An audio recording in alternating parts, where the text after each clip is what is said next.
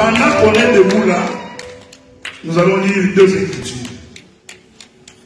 Tu peux prendre ta Bible, nous lirons pendant qu'on est debout. 1 Corinthiens chapitre 7, le verset 39. 1 Corinthiens chapitre 7, verset 39. Nous lisons au nom du Seigneur.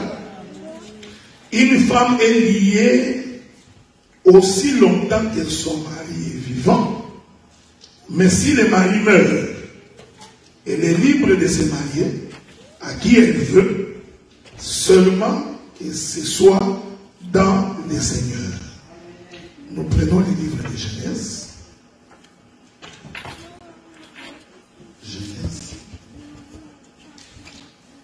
Nous prenons le livre de Genèse dans son chapitre 2, le verset 24. C'est pourquoi l'homme quittera son père et sa mère, s'attachera à sa femme, et ils deviendront une seule chair. Que Dieu vous bénisse. Nous pouvons nous asseoir. Que la paix de Dieu soit avec vous. Je vous remercie, le pasteur, le docteur, le saint. J'ai toujours aimé ton nom là, le saint, j'aime ça. Je te remercie de nous avoir donné l'occasion de parler à ce peuple.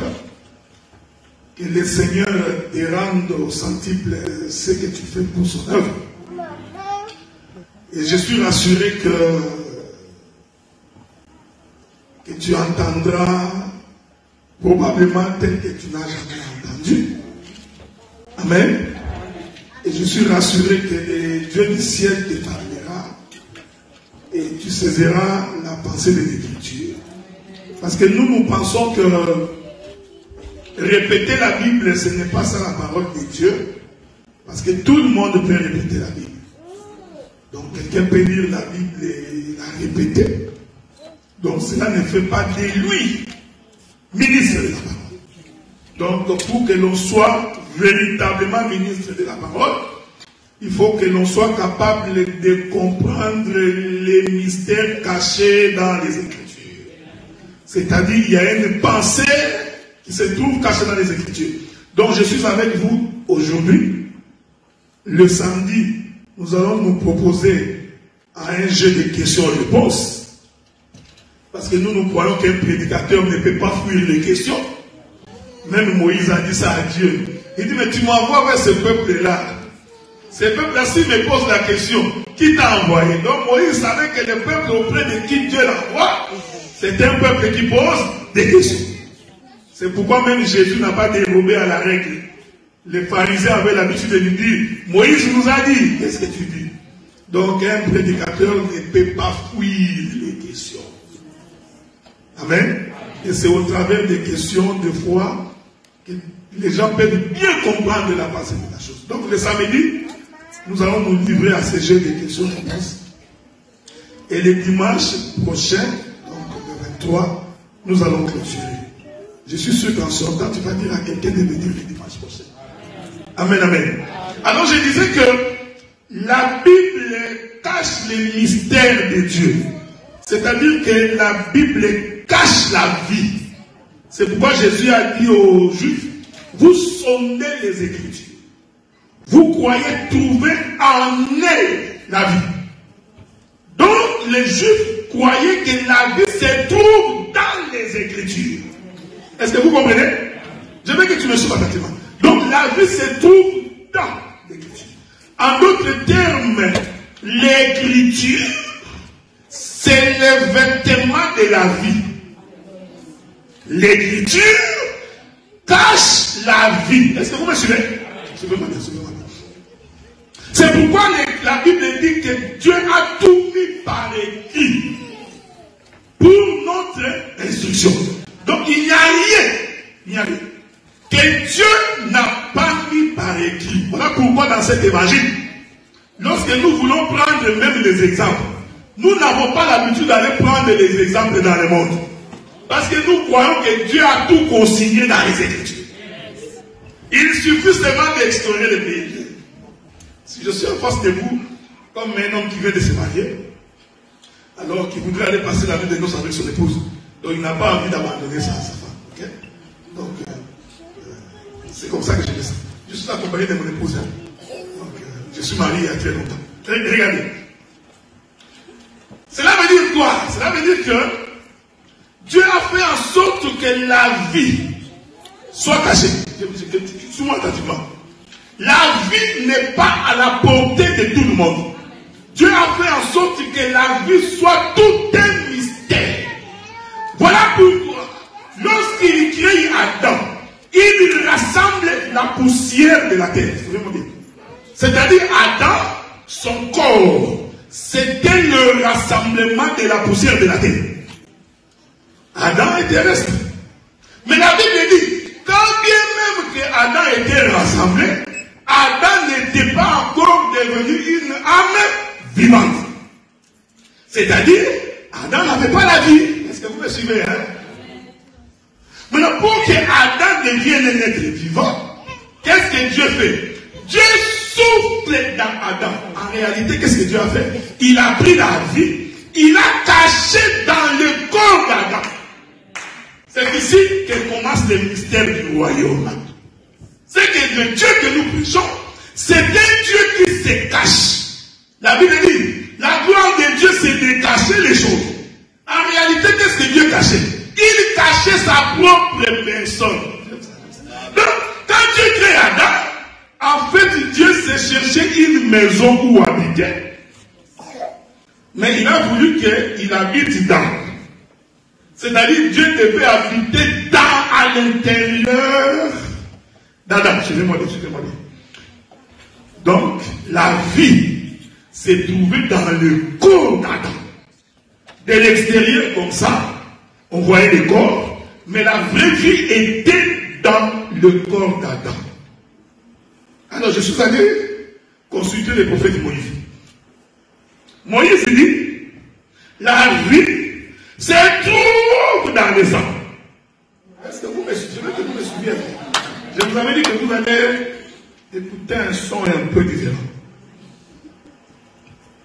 Vous savez qu'Adam devient un être vivant parce que Dieu a soufflé. Maintenant, nous voulons expliquer c'est quoi le souffle de Dieu. Il ne faut jamais croire que le souffle de Dieu c'est chut. Non! Dieu dit des choses. Maintenant, Moïse vient nous aider. Moïse nous dit la vie se trouve dans les sangs. Donc nous comprenons que le souffle que Dieu a mis dans Adam, c'était le sang. Est-ce que vous me suivez? Amen. Je vais aller tellement doucement que tu comprendras. C'est pourquoi dès qu'un homme meurt, la première chose qui se dissipe dans son corps, c'est son sang. Il faut juste te poser la question, mais c'est pas quel mystère? Celui qui a une insuffisance sanguine va mourir. Donc, le corps vit par la circulation du sang. Est-ce que vous me suivez? Donc, Adam qui était une âme vivante, pour qu'il devienne un être vivant, Dieu a donc soufflé. Nous disons que ce souffle-là, en réalité, c'est le sang de Dieu. Que la paix de Dieu soit avec vous. C'est pourquoi lorsque Dieu parle à Moïse, il dit, Dieu dira aux enfants d'Israël, ils mangeront la chair, mais ils ne boiront pas du sang. C'est que Dieu voulait dire, vous prendrez ce qui est terrestre, mais l'esprit, vous ne toucherez pas. Est-ce que vous me suivez? Suivez-moi. C'est pourquoi nous disons, frère, si quelqu'un n'a pas l'écriture et son explication, il ne peut pas prétendre connaître Dieu. Parce que Dieu, il est caché dans le sang. Que la paix de Dieu soit avec vous. C'est pourquoi nous croyons que si quelqu'un invoque le sang physique, il n'a pas compris l'écriture. Vous allez voir ça maintenant. Dieu dit à Moïse, tu diras à ce peuple, ils peuvent manger la chair, mais le sang, ne mangez pas. En fait, Dieu est mauvais. En fait, il a privé Israël de la vie. Parce que Dieu savait que la vie se trouve dans le sang. Maintenant, il a dit manger la chair, mais ne buvez pas le sang. C'est pourquoi au temps d'Israël, personne n'avait cru. Au temps d'Israël, personne n'était sauvé. Ça, je scandalise le texte. C'est pourquoi quand Jésus vient, il est dit, vos pères ont mangé la manne. Est-ce que vous me suivez? Nous allons définir la manne. Vous savez, quand j'étais au Congo, je pensais que la manne, c'est comme la neige. Je me disais, ah, la neige là, c'est sûr que la manne est comme la neige. Les gens qui sont au Congo, qui nous avaient vu la manne, ils s'imaginent que la manne là, c'est du gâteau, c'est quoi? Jésus regarde les pharisiens, il a dit, vos pères ont mangé la manne. Regardez comment Jésus définit la manne. Il dit, mais moi, je suis le véritable pain descendu du ciel. Donc Jésus leur disait, la manne aussi était un pain. Est-ce que vous me suivez? C'est comme ça qu'il commence son discours. Vos pères ont mangé la manne. Ils en sont morts. J'aime ça. Il a démontré que la manne ne donne pas la vie. Mais moi, je suis le véritable pain, donc véritable manne, descendu du ciel. Jusque là, tu es encore à la boulangerie. Tu es en train de regarder le pain que tu achètes au supermarché. Jésus continue. Il fait un miracle de 5 pains. Les gens mangent beaucoup. J'ai toujours dit ceci, frère. Si tu suis le Seigneur à cause du miracle, alors tu es le plus malheureux de tous. C'est pourquoi vous voyez, il y a des gens qui ne restent pas dans une église. Un prophète de son club a fait des miracles beaucoup. Amen. Il y a un homme de Dieu qui est arrivé dans la ville. Le temps il te touche, il court. Ce sont des gens qui n'ont jamais compris pourquoi ils suivent le Seigneur. Alors les gens ont mangé la manne. Ils ont mangé le pain, comme vous, qui adorez les miracles. Jésus a multiplié le pain. La nouvelle a circulé la ville. Oh, bien-aimé, yeah, nous avons mangé. Écoutez, frère, ce qu'ils avaient mangé, en réalité, ce n'était que l'ombre de la manne. C'était pour nourrir la chair. La Bible dit, le lendemain, Jésus traversa de l'autre. Il a fait ce miracle d'un côté. Le lendemain, il traverse. Je vais vous indiquer ça. La traversée. Parce que c'est toute une démarche. Il traverse. Le peuple vient le chercher de ce côté, il ne le trouve pas. Le peuple aussi doit traverser. J'aime ça. Il traverse, il vient de croiser Jésus, nous t'aimons. Nous t'avions cherché pas. C'est ce que tu dis tout le temps, je cherche Jésus. Jésus les regarde, il savait que ces gens ici, ils sont venus parce qu'ils ont mangé le pain hier. Alors maintenant il leur dit, quiconque ne mange pas ma chair. Est-ce que vous me suivez? Jésus est en train de définir la manne. Il définit son corps. Il est en train de définir le pain. Il dit quiconque ne mange pas ma chair. Virgule. Cette virgule-là, on l'avait stoppée depuis le temps de Moïse. Parce que quand Dieu a dit aux enfants d'Israël, vous mangerez la chair, il a mis virgule, il n'a pas parlé. Dieu s'est dit. J'aime ça. Maintenant, quand Jésus vient, il continue la virgule. Il dit, quiconque ne mange pas ma chair, il ne finit pas. Et ne boit pas de mon sang. Voilà. N'héritera pas le royaume. Je voudrais dire à quelqu'un cet après-midi, celui qui ne mange pas la chair et ne boit pas le sang, n'héritera pas le royaume. Ce n'est pas moi, c'est l'écriture. Il ne faut pas être courageux dans la vie. Non. Non. Amen. Ça c'est être courageux. Qu'il neige, qu'il pleuve. J'ai entendu un homme de Dieu chanter. Nous n'avons pas besoin d'encore. L'homme se chante. Je te bénis. Un père, oui. Non. La Bible dit, si tu obéis à ma parole, voici les bénédictions qui te vivront. L'homme est béni quand il observe la parole de Dieu. Je disais à des frères au Canada, j'ai dit, vous savez frère, c'est lui qui met la parole de Dieu en pratique. Même si on ne prie pas pour lui, il est béni. Basta, qu'est-ce que Dieu a dit? Non. Non, non. Ce que Dieu a dit, c'est tout inscrit dans les Écritures. Obéis. Tu verras la main de Dieu. Dans la Bible dit, on ne vient pas, c'est ça un exemple que je donne. On ne vient pas dans la maison du Seigneur même bébé. Mais c'est une écriture. Le fait seulement de ne pas mettre ça en pratique, tu es sous la malédiction. Donc ce n'est pas le pasteur qui te bénit, qui te maudit. Ce n'est pas un homme qui te maudit. Le simple fait de ne pas mettre la parole de Dieu en pratique, tu es sous les coups de la malédiction. Voilà pourquoi quand la Bible dit la malédiction sans cause et sans effet, ce n'est pas un slogan. Cela veut dire que tout celui qui obéit à la parole, il ne peut pas être maudit. Mais si tu n'obéis pas à la parole, même si j'ai pris pour toi, même si j'invoque les cieux, Dieu n'ouvrira pas les cieux. Pour que Dieu ouvre les cieux, il faut obéir à la parole. Aujourd'hui, les églises ne prêchent plus l'obéissance à la parole. Ils ne prêchent plus la sanctification. Les gens qui viennent à l'église sont des inconvertis. Quand il y a la fête de Kofi Olomide, ce sont les mêmes personnes qui dansent dans les fêtes de Kofi Olomide. Vous allez me supporter. Supporter un peu ma folie parce que moi je n'ai pas. Vous savez, un jour on a chicoté Pierre et Jean. Un peu on leur a dit sortez. Tout ce qu'on vous demande, c'est de ne plus jamais parler de Jésus. Alors Pierre va prendre la parole. Il va dire à ces gens-là, jugez en vous-même. Faudrait-il faire plaisir aux autres ou faire plaisir à Dieu?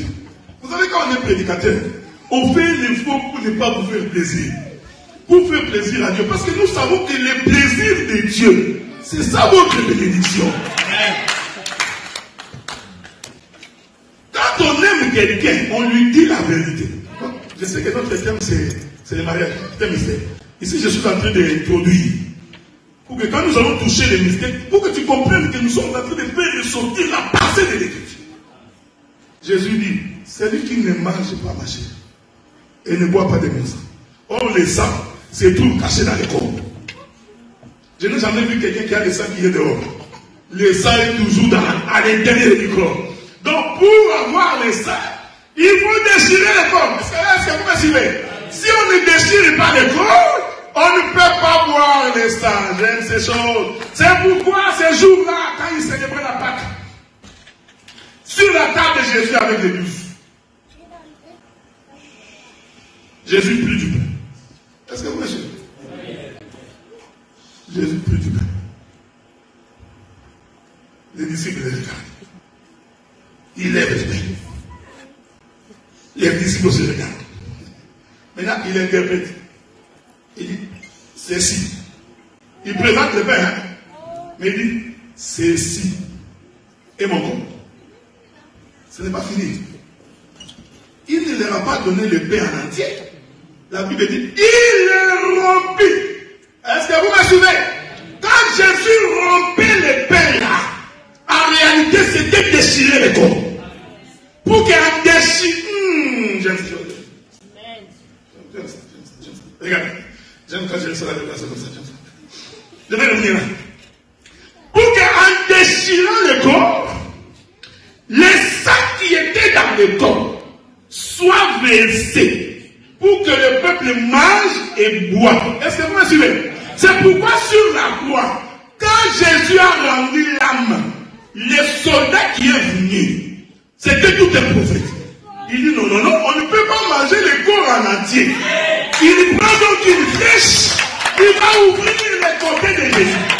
Il déchira le corps pour que le sang, la Bible dit, c'est lui qui a vu la chose. Témoigne que j'ai vu l'eau et le sang. Écoutez l'écriture.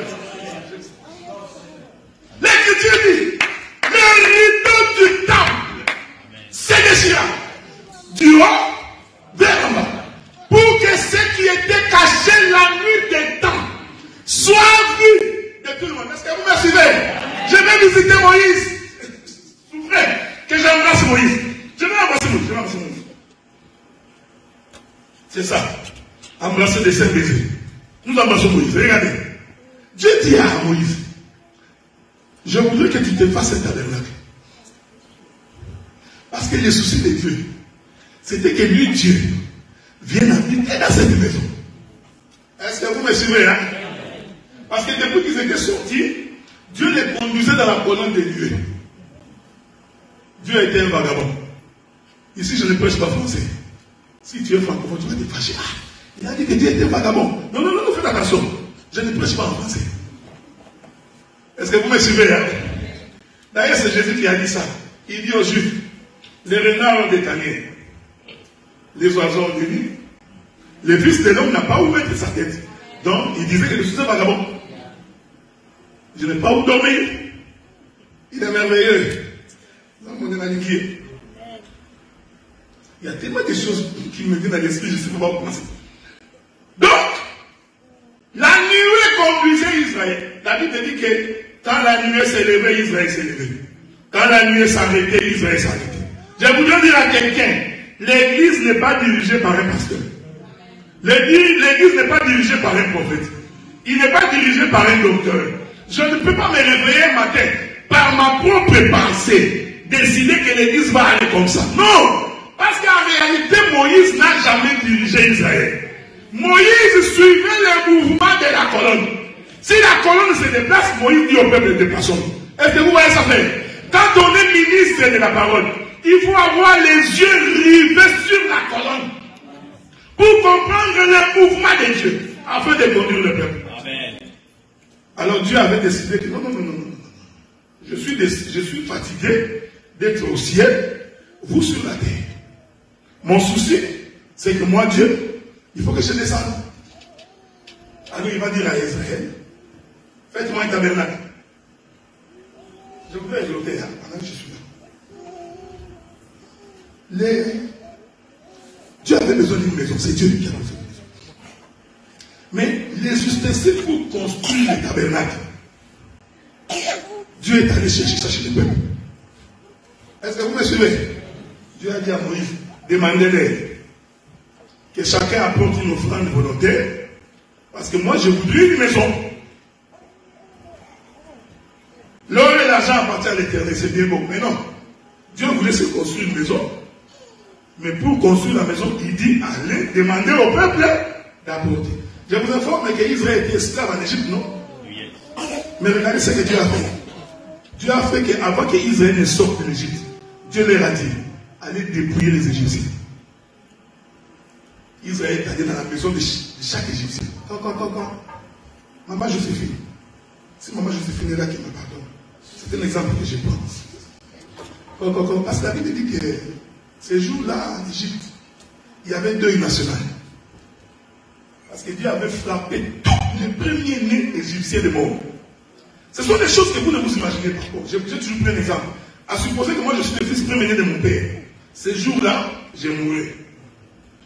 Mon fils aussi premier-né, lui aussi mourait. Donc il y avait des maisons qui pouvaient avoir deux deuils. Même toi. Donc tous les pays d'Égypte étaient en deuil. C'est à ce moment-là que Dieu dit, allez les dépouiller. Donc maintenant que toi tu pleures, Bernard, tu vas abandonner. Tu vois, tu tombes là-bas. Maman Joséphine, je sais que Bernard est mort, mais nous sommes en train de partir. Je te vois souvent avec des bijoux là. Donne-les-moi, je suis blessé. La femme arrête d'abord de pleurer. Il est merveilleux. Maintenant, quand Israël a pris ça, Israël pensait que c'était pour lui. Hein? Est-ce que vous me suivez? Israël pensait que c'était pour lui. Dieu l'a béni. Il va donner de l'argent, de l'or. Mais quand ils sont arrivés dans le désert, comme Dieu savait que je leur avais donné l'argent en dépouillant les Égyptiens, qu'est-ce qu'il a dit? Maintenant, vous, apportez cette offrande pour qu'on puisse bâtir la maison de Dieu. C'est une façon de vous dire, quand Dieu te bénit, c'est toujours pour servir les Seigneurs. Toujours. Il ne faut jamais oublier ça. Tout ce que tu as qui est entre tes mains, dis-toi que Dieu te les donne parce qu'il en aura besoin. Le jour où je reviendrai, si Dieu nous prête vie, nous parlerons de ces choses. S'il y a un Congo ici qui me pardonne, je vais demander pardon avant de parler. Quel Congo? Pardonne. Toi, tu peux voir un Congo. Il a un million dans son compte. Mais il marche, des frapper ton camp. Ikonzo.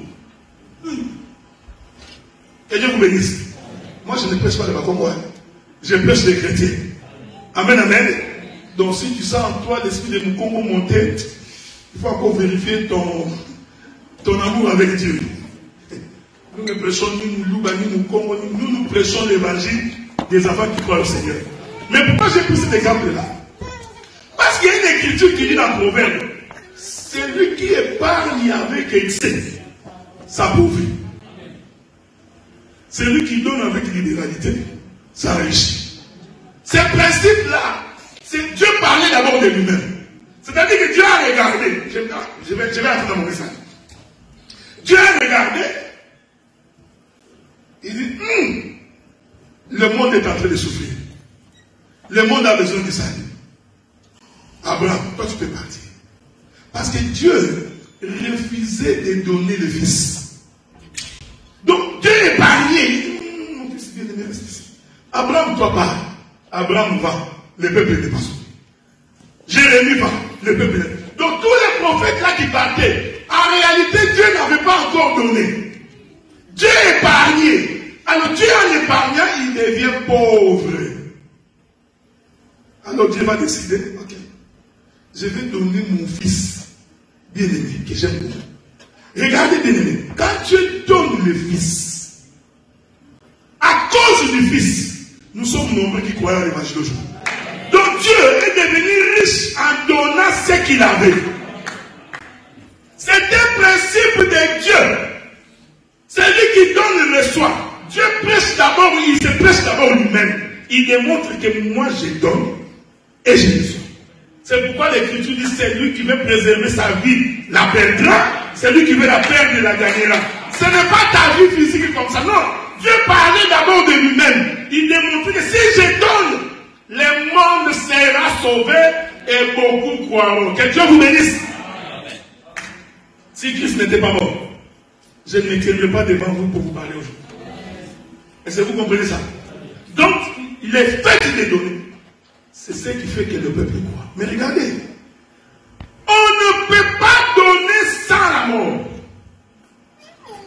C'est pourquoi quand Dieu regarde Adam, j'ai introduit le message. Un mystère. Parce que le dimanche prochain, je descendrai dans les exemples de concret. Dieu regarde Adam. Dieu trouva qu'il n'était pas bon que l'homme soit seul. Adam était pauvre. Dieu a compris que c'est donc si je le laisse comme ça, il mourra pauvre. Écoutez bien aimé. Il ne faut pas prêcher dans ma boule.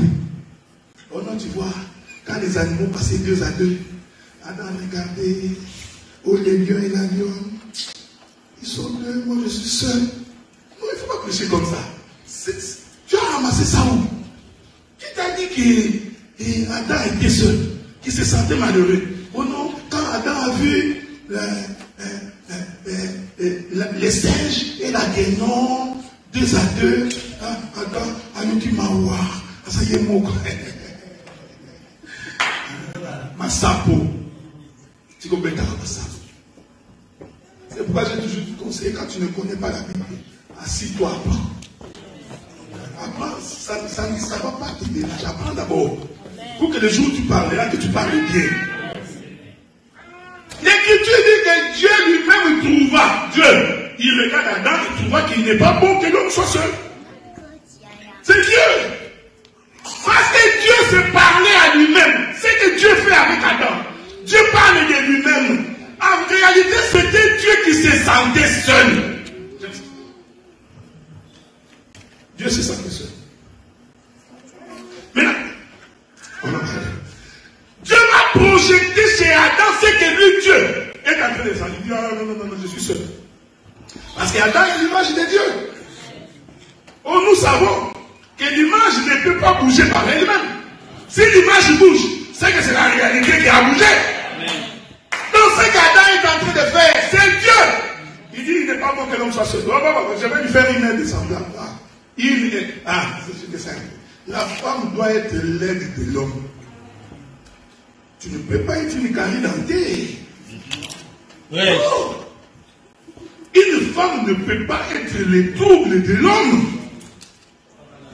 L'Écriture dit que tu es laide. Et puis frère, écoutez, celui qui vient aider ne vient pas donner la direction. Amen. Non. Amen. Toi, tu viens apporter de l'aide. C'est-à-dire que l'homme, c'est-à-dire que l'homme, hein, il a déjà quelque chose. Parce qu'on ne peut pas aider quelqu'un qui n'a rien.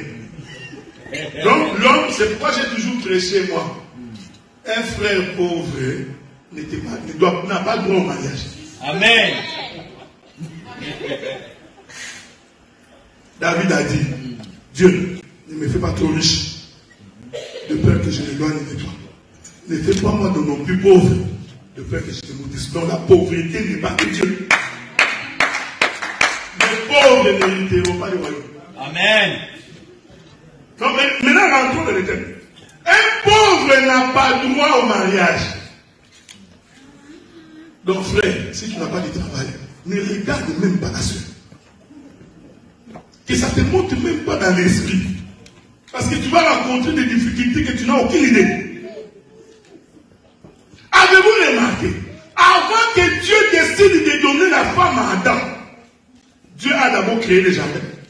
Il a nourri les jardins, les animaux dans les jardins. Maintenant il prend l'homme. Il vient le mettre dans un territoire riche.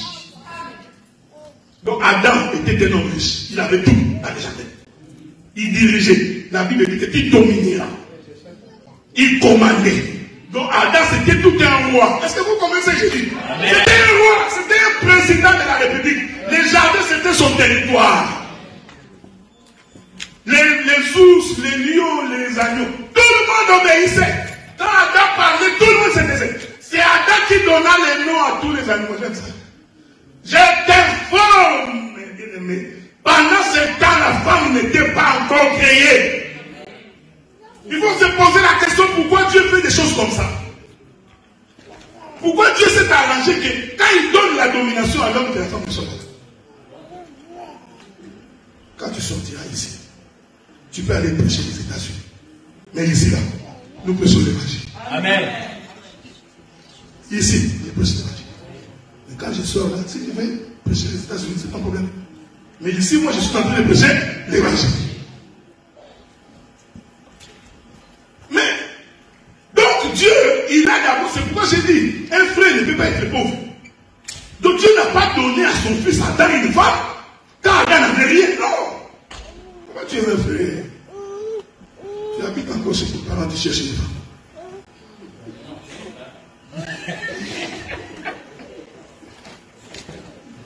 Ton compte bancaire, quelques jours, créditeur.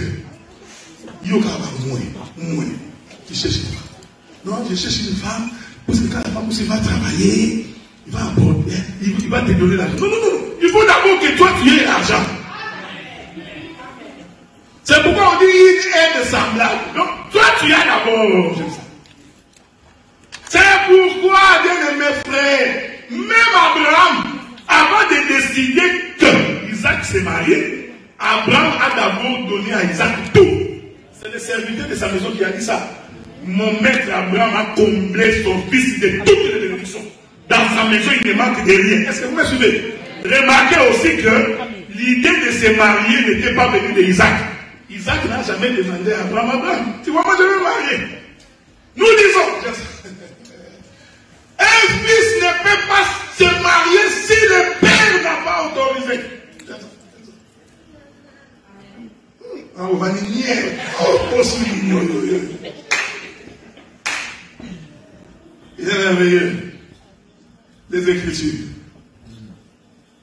C'est Dieu qui a regardé Adam, qui a trouvé qu'il était temps, et Adam s'est marié. C'est l'Écriture, tu ne peux pas refuser ça. L'idée n'est pas venue d'Adam, c'est venu de Dieu. Isaac, Abraham dit, tu ne prendras pas. C'est même Adam, Abraham qui est allé faire la commission. Commissionner Adam. Abraham, il appelle son serviteur. Regarde, mon fils n'a pas se marier. Avez-vous remarqué comment Dieu est merveilleux? Même les choix de la femme ne viennent pas de l'homme. Bien aimé, si c'est toi qui choisis l'homme, tu vas souffrir dans le mariage. Continue à choisir. Moi, je regarde, je vais choisir. Tu souffriras. Ah, j'ai mes frères beaux. Moi, j'ai une sœur. Il y a même des gens. La Bible dit ceci.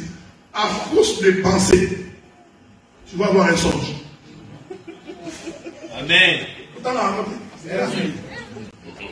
Si tu penses beaucoup à une femme, oh l'autre et puis tu vas venir dire que non, Dieu m'a parlé. Non, Dieu ne t'a pas parlé. C'est vrai que tu me dis dans la scène, tu me regardes tous les jours, oh l'autre et puis tu commences à nous dire, non, j'ai vu la soeur avec moi dans une robe blanche, nous entrions, blablabla. Non, c'est le Père qui regarde pour le Fils. C'est ce que je voudrais dire ici. Il faut que Dieu te choisisse une femme. Amen. C'est ce que je voulais dire. Que c'est le Père qui choisit la femme pour le Fils. Il faut que Dieu, on posera la question à Jésus. Jésus, quand sera le jour de ton avènement? Écoutez la réponse de Jésus. Parce que le jour de son avènement, c'est le jour où l'époux vient épouser, vient prendre l'épouse. Mais écoutez ce que Jésus dit. Je ne connais ni l'heure, ni le jour. Il n'y a que mon Père. Donc il confirme que c'est le Père qui connaît. C'est pourquoi le Père, avant de donner la femme au Fils, il prépare d'abord le Fils. Quand on est parent, qu'on a des garçons, il faut les préparer pour réussir. Fait étudier les enfants, envoyer les écoles. Apprends aux enfants comment on épargne. Apprends aux enfants comment on fait la prospérité. La prospérité ne vient pas par la prière. Ministère de la prospérité. Ministère de la prospérité. Bien sûr.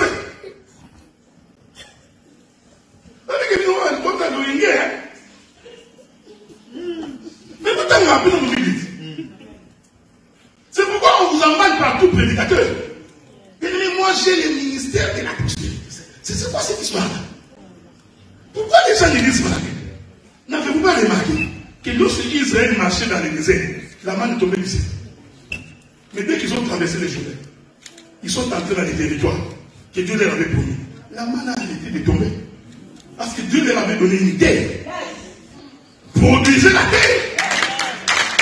C'est ça la promesse faite à Abraham. Tu cultiveras la terre. Ici, je suis vraiment dans la doctrine. Je n'entre pas dans la révélation. Parce que dans la révélation, je vais dire beaucoup de choses ici. Ce n'est pas pour rien que Dieu dit à Adam. Il dit Dieu. La Bible dit que Dieu, après avoir fait les jardins. J'aime ça. On met les mettre docteur et j'aime quand Dieu m'explique comme ça. Fait. La Bible dit que Dieu, après avoir créé le jardin, il n'y avait point d'homme pour cultiver la terre. C'est la Bible dit. Hein? Là, Adam n'avait pas encore péché. Hein? Il n'était même pas encore créé. Donc la mission de Dieu était il faut qu'il y ait un homme dans le jardin pour faire quoi? Cultiver la terre. Là, je vous pose la question. Avez-vous lu où Adam cultivait la terre quand on l'a mis dans le jardin? Adam est devenu cultivateur après le péché. Avant le péché, Adam n'avait pas cultivé. Mais Dieu avait dit, il faut un homme pour cultiver la terre. Cette chose, Dieu a annoncé la prophétie de l'Écriture. Pour dire que toi, en tant qu'enfant de Dieu, pour que tu prospères, il faut travailler, frère. La prospérité est dans le travail. Il n'y a pas de ministère ou de ministère de prospérité. Non. Celui qui ne travaille pas ne peut pas prospérer. Amen. Premier élément. Deuxième élément. Celui qui travaille doit aussi apprendre à épargner. Toujours, vous savez ces choses. Quand il fait la culture, il prenait toujours quelques sacs. Il met pour la moisson prochaine. Non? Il se retrouve à 2000. Vous voyez, c'est comme ça. Et là, boutique, moi, je vais mettre à Zara. Il n'y a pas de mini. Zara. Ça, on va sonner. Ah! Dès que tu as 1000 vitesse, que tu as un âge qui a 6 ans, quelqu'un qui touche 1000 achète que tu as 600 $. Après, tu te poses la question, pourquoi je suis pauvre? Non. Quand Dieu te bénit, il sait que tu investiras pour l'œuvre de Dieu. Il faut aussi épargner. Pourquoi? Parce que la femme, quand elle vient, bien aimé dans le Seigneur, la femme n'aime pas un homme pauvre. À cause ça, il dit, je le sais que c'est donc, même Pierre avait compris ça. Il dit, Jésus, non. Tu l'as dit, même moi, bon. Ouais, c'est l'image d'une femme. Ici, Pierre, c'est toute une femme. C'est toute une femme. Il dit, attendez, les miracles qu'on a vus, Lazare, les paralytiques qu'on a vus. Mais nous avions abandonné. Il dit, pour nous, qu'est-ce qu'on va avoir? Écoute, là, ils ont d'abord suivi Jésus. Avant de demander, il faut d'abord suivre Jésus. Celui qui ne suit pas Jésus ne demande pas. Jésus dit, dans ces siècles ici. Donc il démontre que je vous donnerai le matériel. Est-ce que vous me suivez, frère? L'esprit là qui demande là, c'est l'esprit d'une femme. Toi qui veux demander. Il faut comprendre que la femme a l'esprit de demander. C'est un don qu'il a reçu de Dieu. Voyez les femmes que vous voyez. Je disais à un frère, je prends une fiancée pour l'examiner. Je lui ai posé la question, toi examiner une femme. Même nous qui sommes mariés depuis longtemps, tu crois vraiment que je connais ma femme? Prends une femme, l'examiner. Non, avant de marier, tu vois. Frère, les fiançailles, ce n'est pas le moment d'examiner les femmes. Ça, c'est une définition mondaine. Si vous avez un frère comme ça, une fiancée, examinez, à Tiki. Il faut chasser un frère comme ça. C'est un impunique. Un impunique. Ici, ce n'est pas un endroit pour prendre des femmes. Oh non, frère, pasteur, c'était les fiançailles. Non! Les fiançailles, selon les Écritures, c'est le mariage. C'est Paul qui le dit. Je vous ai fiancé à un seul époux. Comment voulez-vous nous fiancer un époux? Mais si la fiancée devient avec l'époux, la fiancée devient épouse. Donc, quand Jésus nous a choisis, il nous a choisis pour la vie. C'est pourquoi nous, on n'a pas l'évangile. Jésus nous a choisis. Après, je rentre dans le monde. Oh non, ne pas présenter ni la canzate. Pourquoi sont-ils à mon fil au bout de m'arrêter?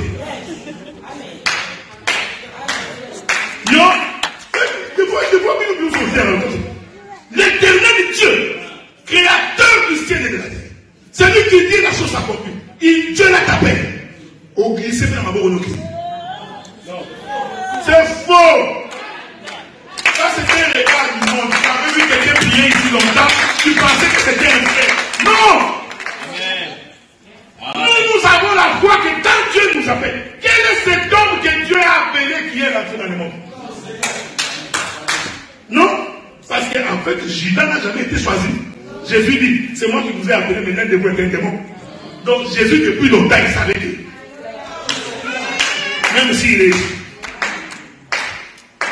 C'est pourquoi quand on sert Dieu, il y a d'autres gens que nous regardons, comme nous sommes lunette. Ça, c'est pas un frère.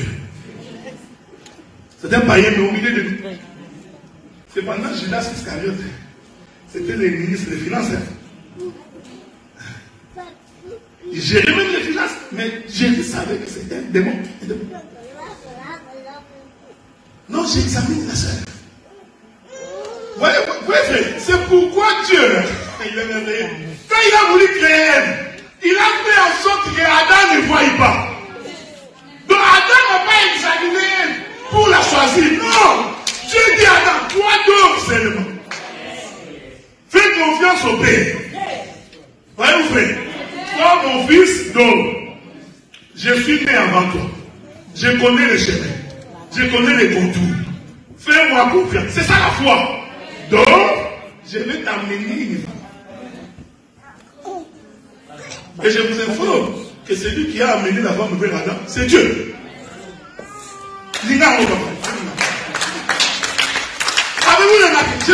chose de très sérieux ici.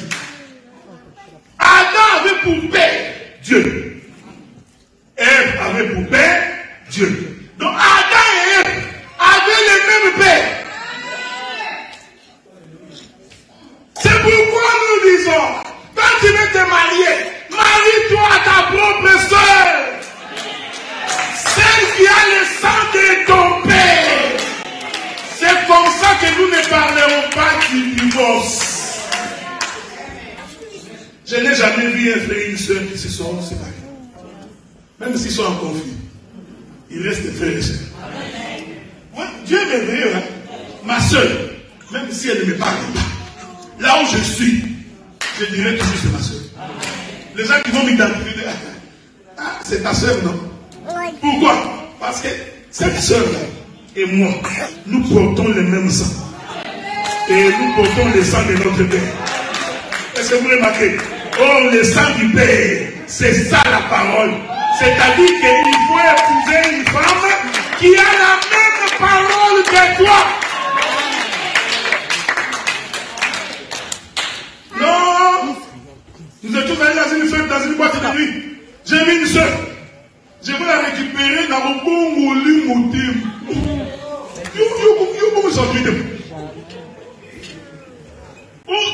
Même Dieu est en colère. Parce que tu viens de t'attribuer la tâche de Dieu. Parce qu'il n'y a que Dieu qui fait convertir les cœurs. Toi, à cause de ton désir charnel, tu vas prendre une prostituée, tu vas lui donner du travail, ici on va commencer à dire, parce que ça va faire, moi c'est là, je vais là, candidater.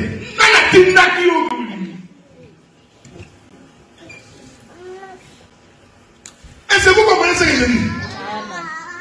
Oh, ces choses-là, quand bien même que nous l'expliquons dans notre vie, n'oubliez pas que Dieu aussi parle de lui-même. Dieu parle que mon église doit avoir le même sang que moi, la même parole que moi.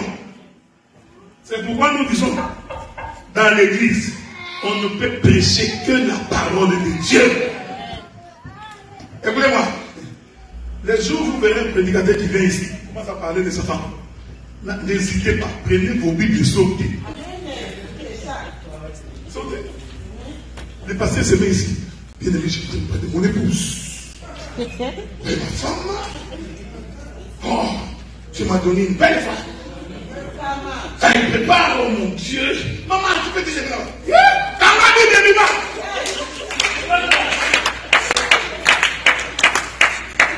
L'église n'est pas un endroit pour raconter les histoires de sa maison.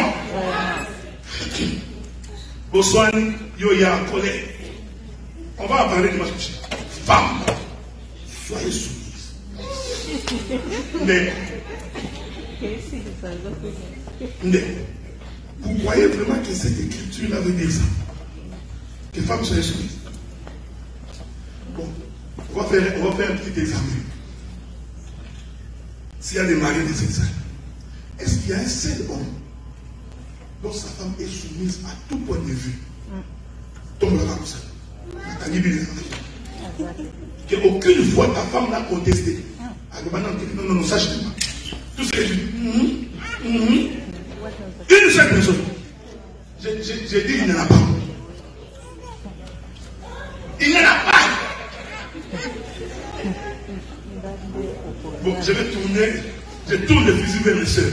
Y a-t-il une femme ici qui est soumise à son mari en tout? Négatif. Vous voyez? C'est comme ça qu'on commence à comprendre la Bible. Maintenant, quand Dieu dit que femme soit soumise en toutes choses à mon mari, il faut se poser la question, qu'est-ce que Dieu voulait dire? Parce que si tu ne comprends pas, tu vas divorcer chaque jour. Et ça, vous comprenez ce que je dis? Oh, je suis en train de poser les bases parce que nous allons avancer le dimanche prochain. Pour que le dimanche prochain vienne, pour que nous remplissons ça dimanche prochain. Donc Dieu a des choses qu'il cache dans ce qu'il dit.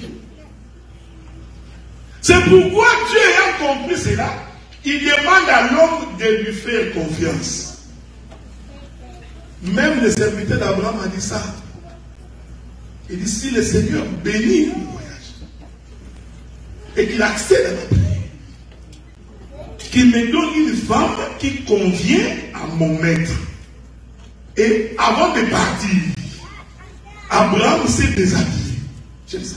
L'Écriture dit, Abraham appela son serviteur, dit, viens, mets ta main sous ma cuisse. Or, quand tu lis le livre de Lévitique dit, la nudité commence lorsqu'on découvre les cuisses. Est-ce que vous me suivez? C'est ce que Lévitique dit.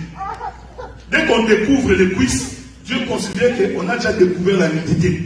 Cela veut dire, quand Abraham dit à son serviteur de mettre sa main sous sa cuisse, prophétiquement, Abraham s'est déshabillé.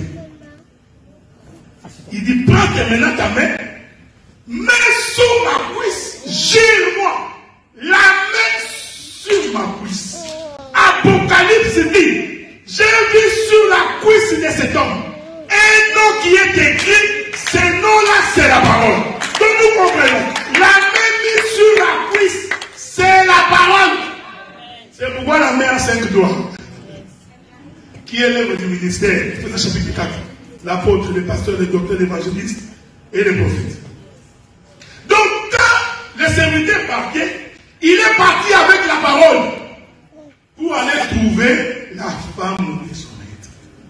Et cette femme-là a été trouvée dans un puits. Et j'ai aimé ce qu'il a dit. Il dit, la femme qui me donnera de l'eau et un méchant, c'est celle-là. La femme serviable. La femme qui a la capacité de s'incliner à aller prendre de l'eau dans un puits. Nous avons des femmes qui ne s'inclinent pas. Si tout là c'est payé. Bon, je disais à un frère, ça c'est entre nous, on est ici là. Il y a un homme qui a dit, oh non, je vais rentrer au Congo, je vais épouser une femme au Congo. Parce que les femmes ici c'est impossible. Je vais l'amener ici. Je t'informe qu'elle va mettre les pieds ici. Séparation. Elle va devenir comme elle. Ah, ceux qui sont ici viennent de là. Amen. Est-ce que vous me suivez? Mais ne vous en faites pas. Dans les partages, je vous parlerai beaucoup de choses. C'est que les hommes font ce qui est très mauvais. Des fois, qui poussent les femmes à faire des bêtises. Les femmes aussi, des fois. Parce qu'il y a des hommes incapables de dire à sa femme, je t'aime. Alors que Christ a dit, c'est moi qui vous ai aimé le premier. Toi qui te dis que tu es un homme, à l'image de Christ. Impossible de composer pour lui. C'est comme si j'étais besoin d'un Kitty. On est la magie.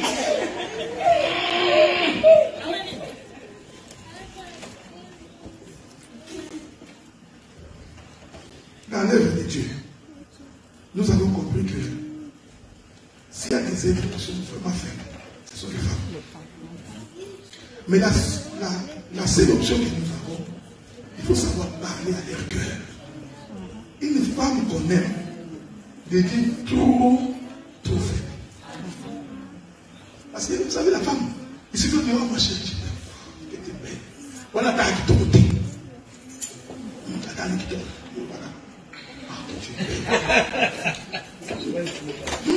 Quand tu marches là, c'est comme un parole. On a moyen de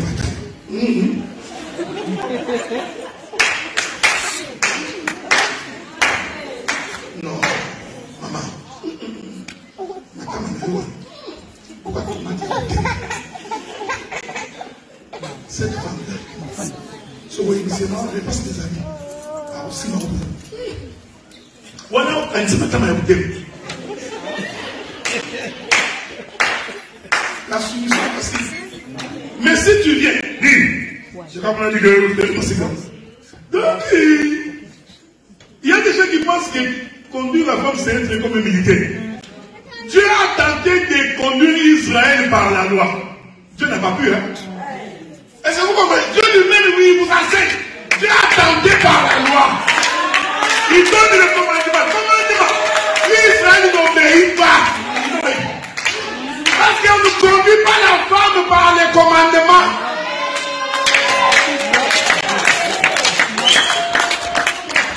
Non, l'homme dominera. Non, dominer, ce n'est pas avez compris les Écritures. Dieu lui-même a essayé. Israël, si tu n'obéis pas, Israël, il n'obéit pas. Israël, si tu fais ceci, il ne fait pas. À un moment donné, Dieu s'est fatigué. Il dit, oh, Israël, peuple au courant, tout le parce qu'il avait compris que par la loi, Israël ne sera jamais sauvé. Alors il change de tactique. Il dit, nous allons la voir par la grâce. Voyez frère, Christ vient, il te regarde. Il dit, je t'aime tel que tu es. Je t'aime tel que tu es. Quand on vient une femme, il faut le dire tel que tu es. On donnera beaucoup de détails. Je parlerai beaucoup. Hein. Vous savez, il y a... on va finir dans 2 minutes. Il ne faut jamais aimer à cause de la beauté. Parce que plus vous vieillissez, plus la beauté va partir. Ça, on va en parler. On ne peut pas aussi aimer à cause du lit. Ça aussi, c'est une erreur grave. Il y a des gens qui pensent qu'aimer, c'est le lit conjugal, certainement. Ça ne devrait pas être ça, parce que même Abraham, lorsqu'il a voulu avoir des fils avec Isaac, avec Sarah, Sarah a dit, comment aurais-je un fils? Moi qui suis vieille, aurais-je encore le désir? Donc si c'était une question de désir, il serait divorcé. Est-ce que vous me suivez? Ces choses-là, on en parlera dans le partage. J'ai compris. Dieu a donné à la femme les dons de demander. La femme, tu peux prendre tes poches. Tu fais sortir. Maman, il n'y a rien. Prends le compte bancaire. Ça, on en parle. Il y a des hommes dont les femmes n'ont pas accès au compte bancaire. Comme va les moderner. Après, tu te poses la question pourquoi elle est insoumise. On va en parler. Tu prends le compte bancaire. Maman, regarde. Elle regarde. Moins 13 $. Oh. Vous dormez. Elle se réveille le matin. Et te dit, il n'y a pas du pain. Toi qui penses que tu vas étudier là-bas. Tu as tout montré, tout. Mais il va quand même se réveiller le matin. Donc, pour elle, la nuit là, tu as l'argent.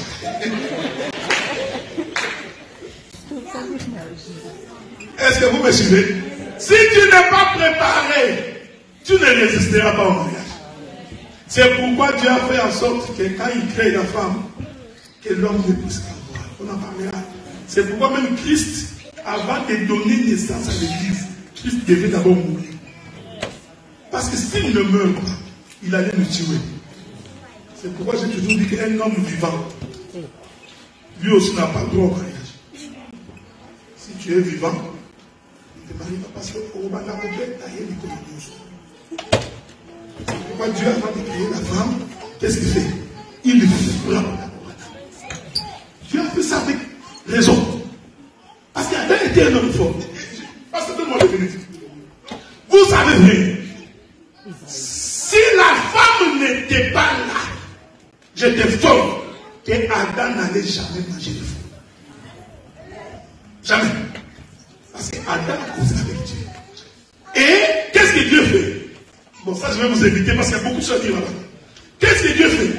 Dieu s'arrange pour vider Adam de sa force en le tuant. Quand Dieu frappe Adam d'un profond sommeil, Dieu l'avait tué. Souvenez-vous de Lazare. Notre ami Lazare dort, cependant il était mort. Maintenant, quand Adam meurt, Dieu fait quoi? Il enlève d'Adam la force charnelle. Il bat le secteur. Il ressuscite Adam. Adam devient un être nouveau. Est-ce que vous voyez ça fait? Adam qui s'est marié à Ève, c'était un homme né de nouveau. Donc, Adam mourir, dormir et se réveiller, c'est ça mourir et naître de nouveau. Quand elle naît de nouveau, maintenant elle peut avoir une femme. Pourquoi? Parce que la femme était possible. Comme ça, même quand elle part, on va tout à l'heure.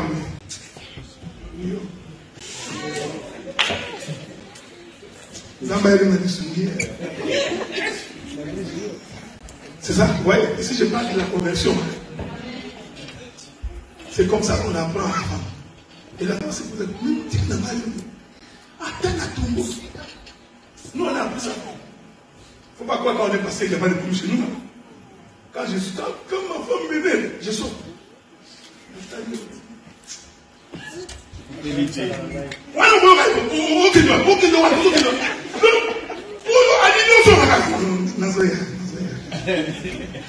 Parce que si tu n'es pas né de nouveau, il faut que tu ailles. Non, tu vas te retrouver en prison. On a le sang de Zach. On a son mot par ici comme écoute. Que Dieu vous bénisse. Que Dieu vous bénisse. Nous nous voyons samedi les dimanches prochains.